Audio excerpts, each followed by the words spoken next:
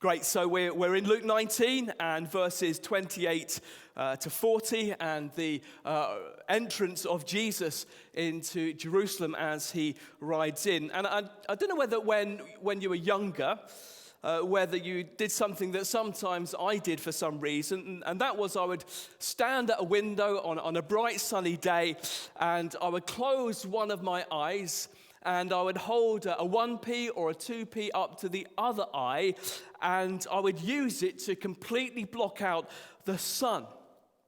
Something so large and so brilliant and so bright being blocked from view by something comparatively so small.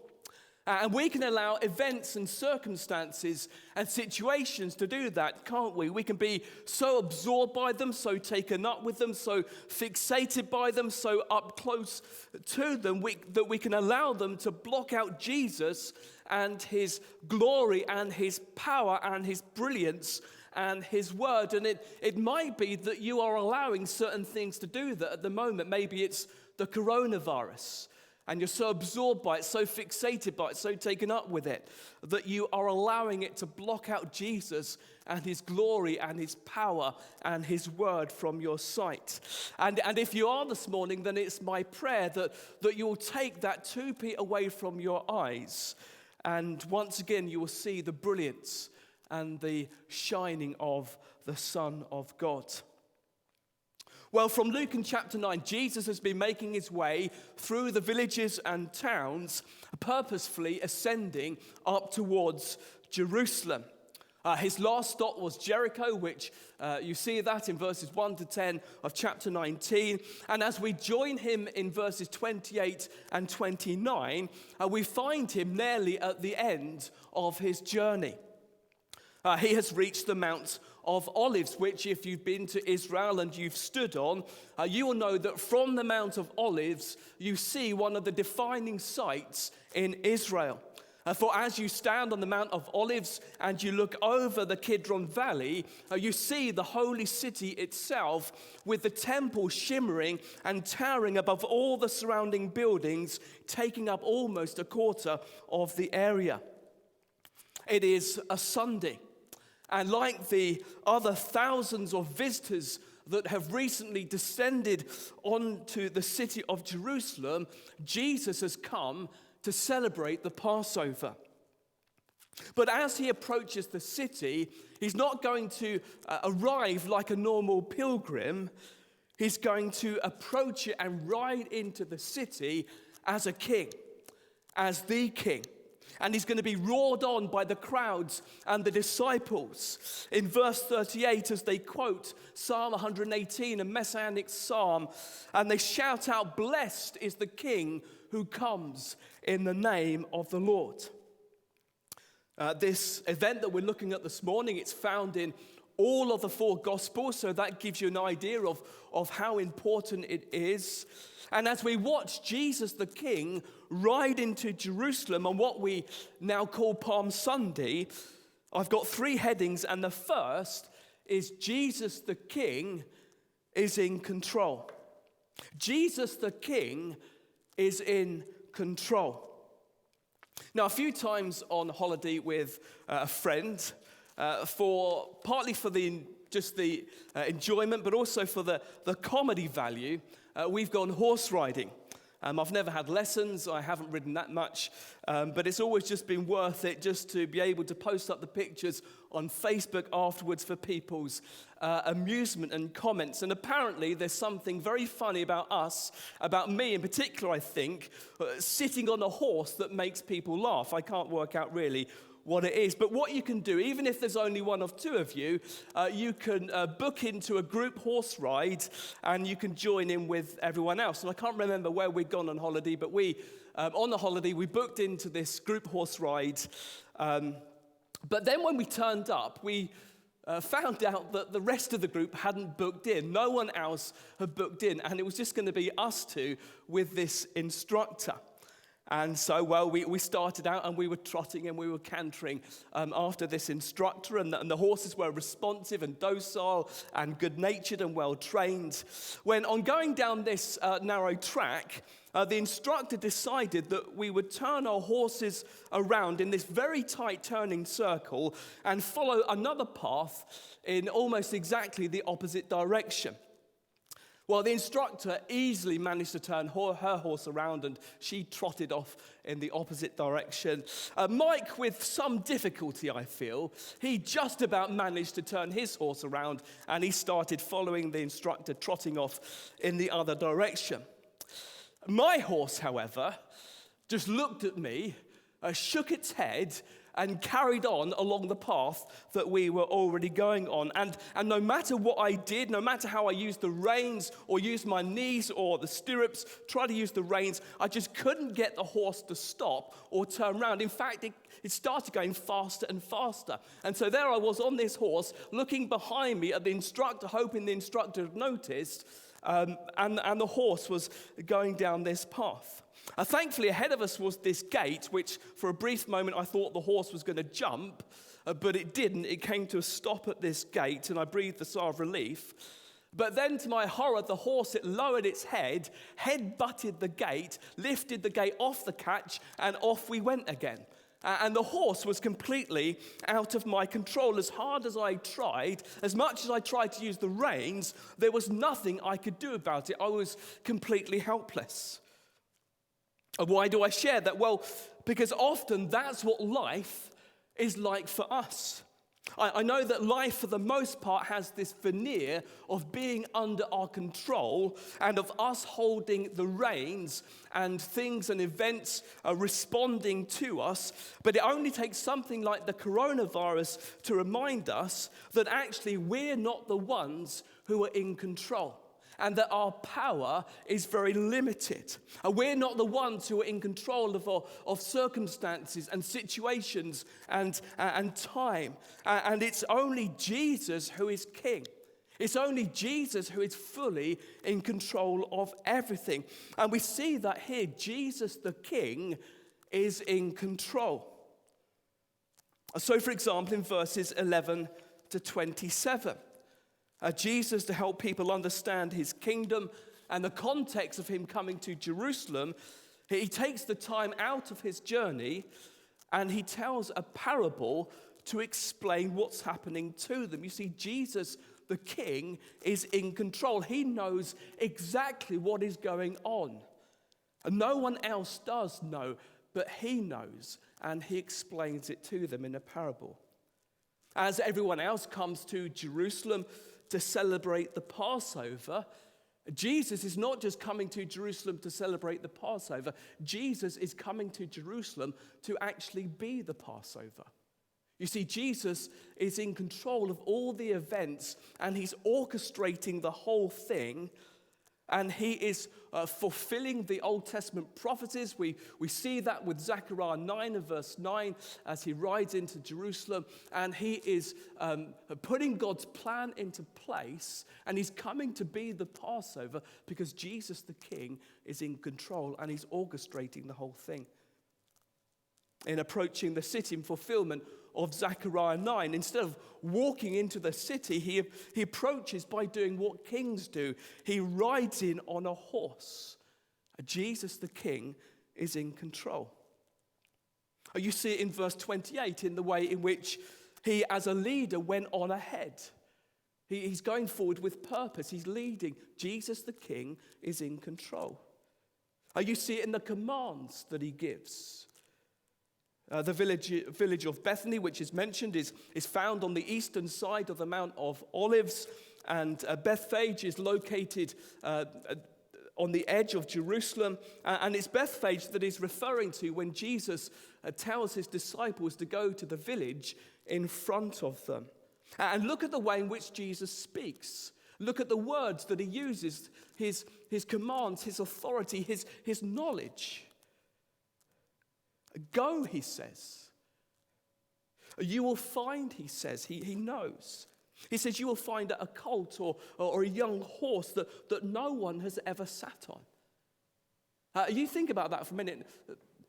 Why did Jesus want this young horse that no one had ever sat on?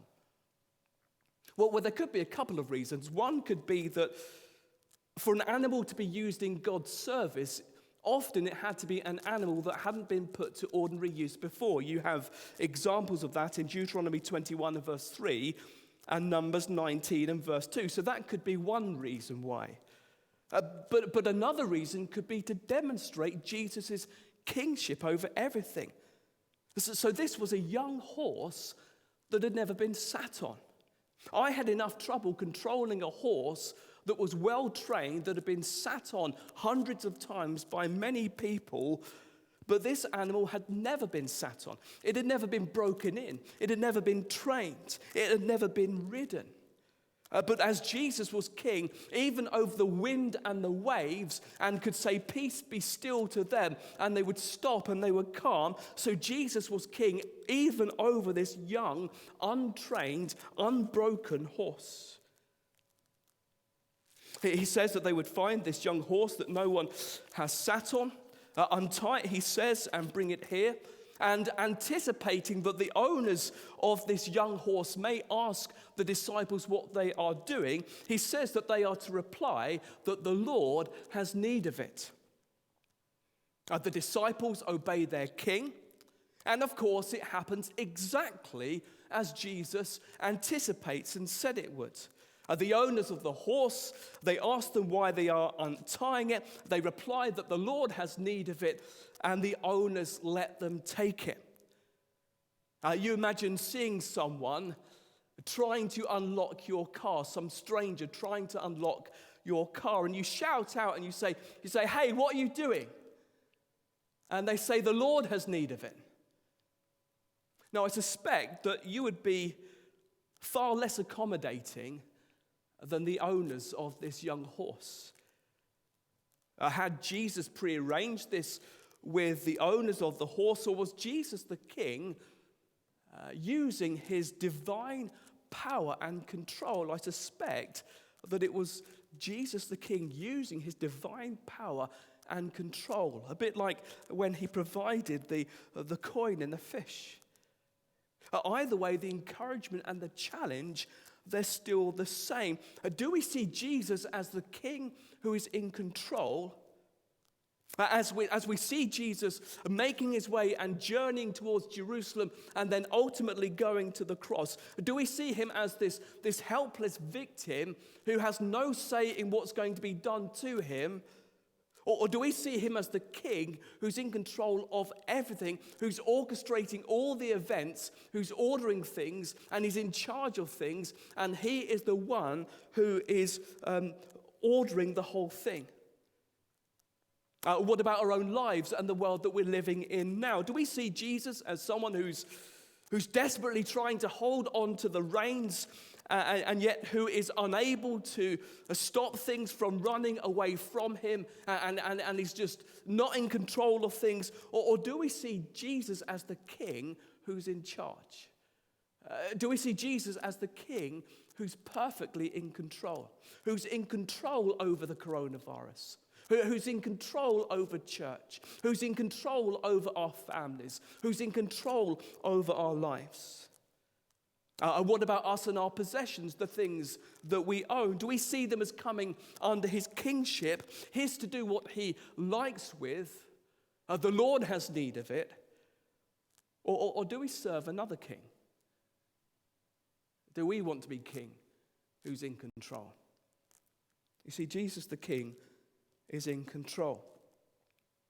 Secondly, we see Jesus the king and his character. Jesus the king and his character. A great leader or a great general riding into his city with loud fanfare and celebration was something that was very familiar within the Roman Empire. So when a returning general came back to Rome after some extraordinary victories, often a triumph would be held for him. And everyone would be given a day off work, and they would line the streets. They would hang out of the upper rooms and the houses, and they would watch him come by. He would be clothed with a laurel wreath on his head, and he would have this purple toga draped around his shoulders. And everything about him was designed to look kingly, if not godlike.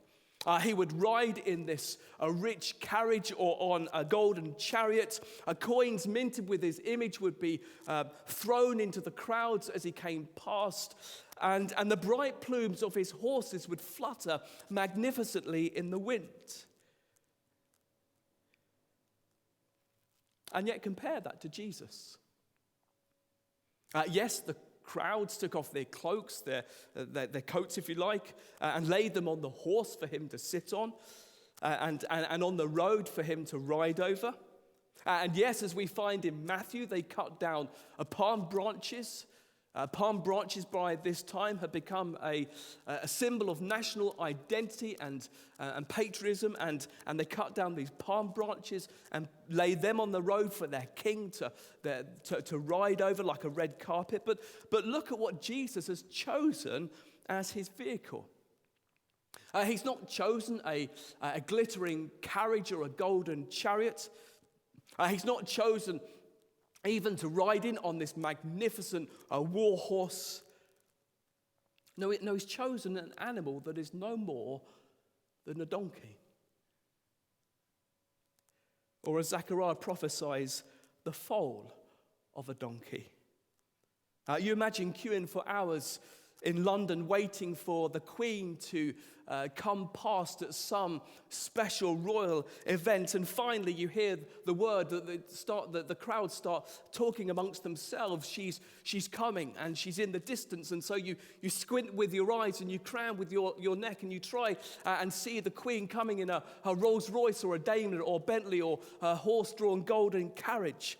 But then to your disbelief, you see this tiny little Ford Fiesta or this little Nissan Micra coming slowly past, and the Queen is sitting in the back and she's waving to the crowds with her gloved hand from the back of this three-door little hatchback. You see, Jesus here, he's riding into Jerusalem not in a Rolls Royce or a Bentley or a Daimler or in a horse-drawn golden carriage. No, he's riding in the Ford Fiesta or the Nissan Micra of his time.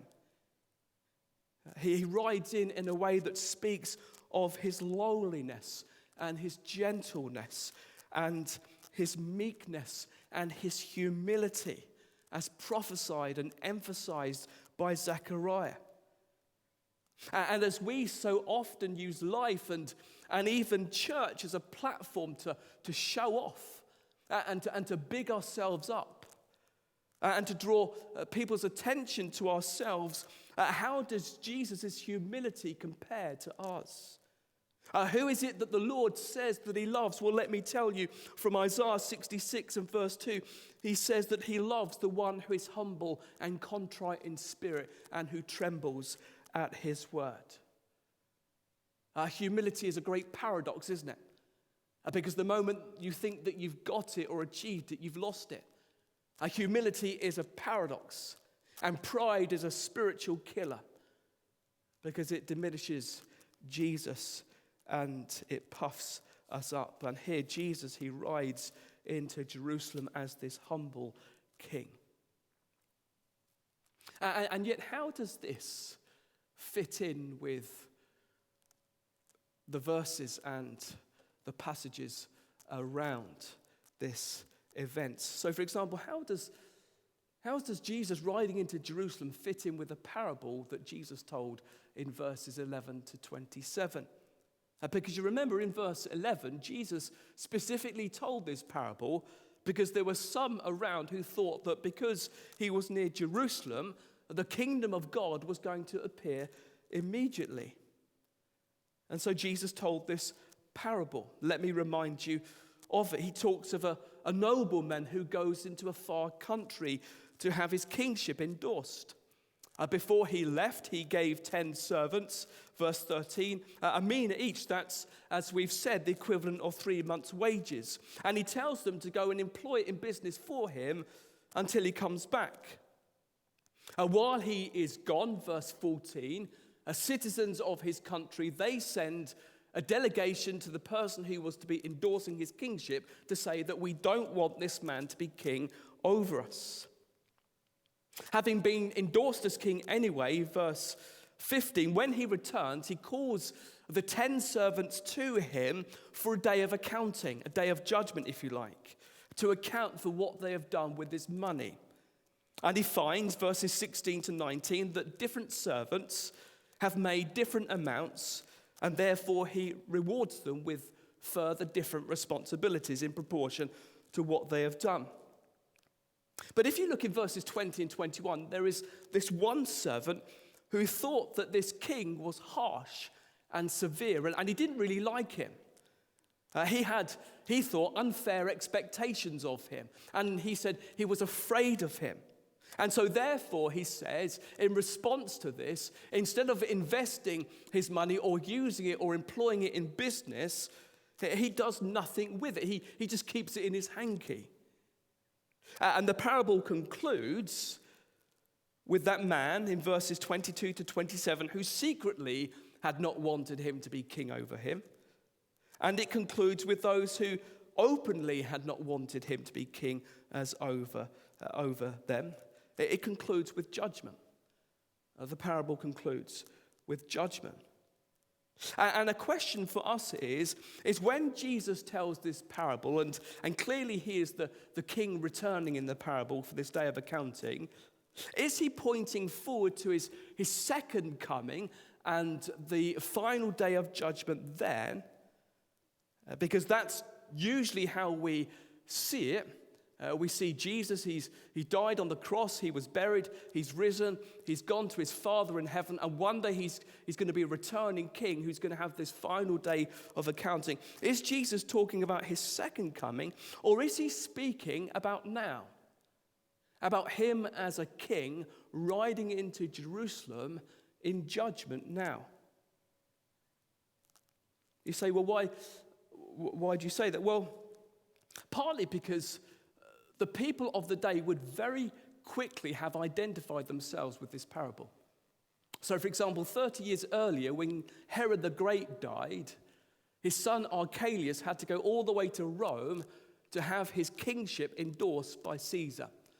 And there were citizens in his country who sent a delegation to Rome to speak to Caesar and to say, we don't want this man to be king over us.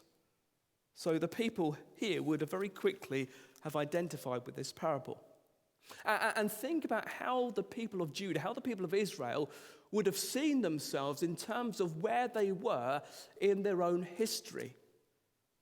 So, for example, the last time that they had a son of David as king over them, the last time they had a Davidic king was about 600 years ago when he went off into a far country. When Judah and the king was taken off into exile in Babylon. And what you find is in Mark and in Matthew's account especially, when Jesus rides into Jerusalem, he's not just pronounced as a king, he's pronounced as a Davidic king. He's pronounced as a king who is the son of David. And very clearly, people would have understood that when Jesus, this son of David, rides into Jerusalem as king, he's fulfilling the messianic prophecy of Zechariah 9. So to the people, as they understood it, Jesus must have seemed like a returning king. The Davidic king has come back from a far off country. The true king has come back to see how faithful his people have been over this long period of time where they haven't had a Davidic king. And when Jesus comes to Jerusalem, very clearly the emphasis is on salvation as Zechariah prophesies, but Jesus does also come in judgment. Have a look at verses 41 to 44 and the judgment that Jesus speaks of as coming imminently to Jerusalem. Have a look at verses 45 and 46. Jesus acts in judgment. He drives out those who are misusing the temple, who are not taking their spiritual responsibilities seriously. A judgment that Malachi seems to prophesy of in chapter 3, of the Lord coming to his temple in judgment. In Luke, and especially again in Matthew and Mark, there are significant judgment passages that take place after this. So Jesus addresses those with spiritual responsibilities, the scribes and the Pharisees, and he keeps condemning them, and he keeps saying, woe unto them. He's speaking judgment. So again, the question is Jesus in this parable speaking about his second coming, or is he referring to him coming into Jerusalem now?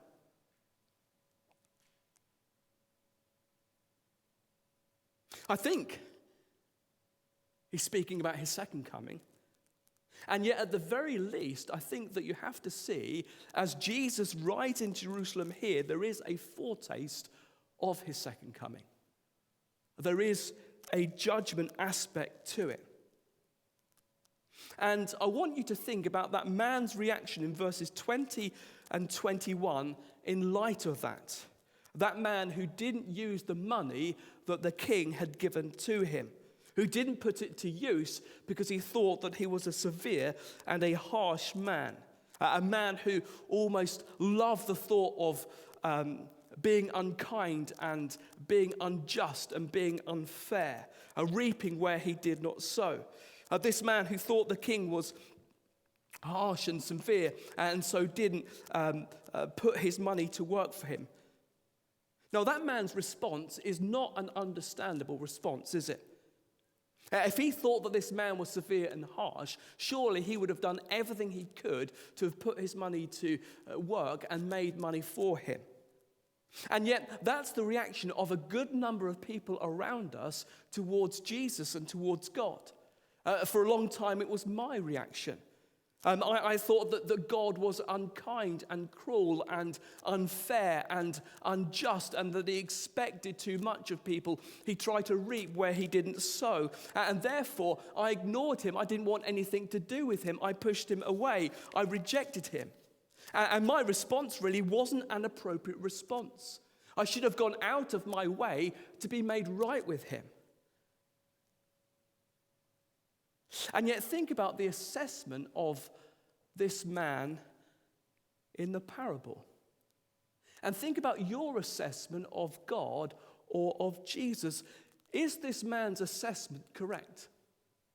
And is your assessment about God or Jesus correct? The man in the parable viewed the king as being harsh and severe. But Jesus here, as he rides into Jerusalem, is gentle and humble and lowly and meek. The man in the parable, he viewed the king as being unfair, of loving the thought of being unjust and of being unkind and cruel, reaping where he did not sow. But Jesus here in verses 41 to 44, as he speaks of judgment coming to Jerusalem, he does it not with delight, but he does it with tears running down his face. You think of the equivalent passage in Matthew where he says, I would have gathered you as a hen gathers her chicks under her wings, but you would not come. He's not delighting in the judgment and the justice that is going to be falling on Jerusalem. He's distressed by it. Tears are running down his face because of it. He speaks of here how he wished they had known and responded to what would have brought them peace. And in 5 days' time, he's going to go and to be nailed to a cross so that those who deserve God's just judgment can be forgiven and set free and be shown mercy and love. You see, Jesus, he's not a severe or a harsh or unkind or unfair king. He's loving and he's gentle and he's meek and he's good and he's humble. That is his character. And I want to ask you, how will you respond to him? How have you responded to him? Have you asked him to be your king? Why wouldn't you ask him to be your king?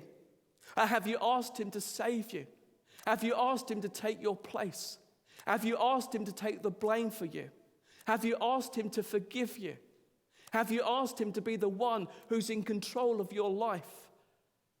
Because Jesus is a king who is gentle and loving and kind and meek.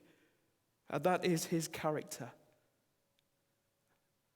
Jesus the King and his character. There is no king who is like him. And then finally, to finish, we have Jesus the King and the crowds.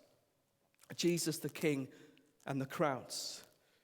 There are already great crowds that are with Jesus that have been building up along his journey. People have seen him do amazing things who were there, John records, when he raised Lazarus from the dead.